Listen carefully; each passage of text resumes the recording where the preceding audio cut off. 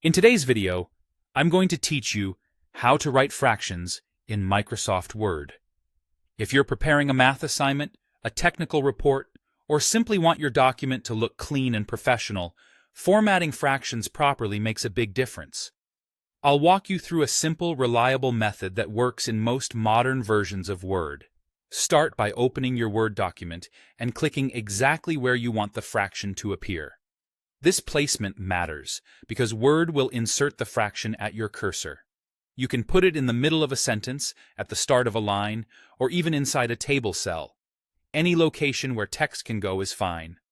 Next, look to the top of the screen for the ribbon, that long toolbar with tabs. Click the Insert tab. This is where Word keeps tools for adding objects like pictures, symbols, and equations. If your window is narrow, some labels may be condensed, but Insert should still be visible. Within the Insert tab, find the Symbols group and click Equation. This opens Word's built-in equation tools. You'll see a new design area appear, and this is where you'll build your fraction. Right away, look for the Fraction option. Depending on your version, it may appear in a drop-down or in the Equation toolbar.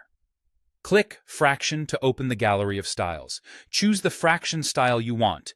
Stacked shows the numerator above the denominator with a horizontal bar, which is the classic math look and great when you want maximum clarity.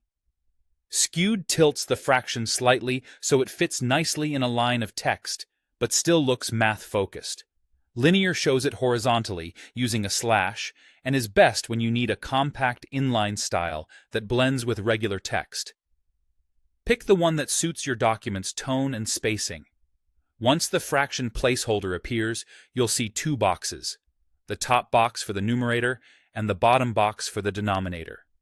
Click in the numerator box and type your value. Press Tab to move to the denominator box and type the bottom value. When you're done, click outside the fraction to continue writing normally. If the fraction looks too small or too large, select the entire equation and adjust the font size as you would regular text. If your document needs more fractions, simply repeat the same process wherever you need them. To save time, you can also copy and paste an existing fraction and edit the numbers inside the boxes. That's it. With these steps, your fractions will be clear, consistent, and professional throughout your document.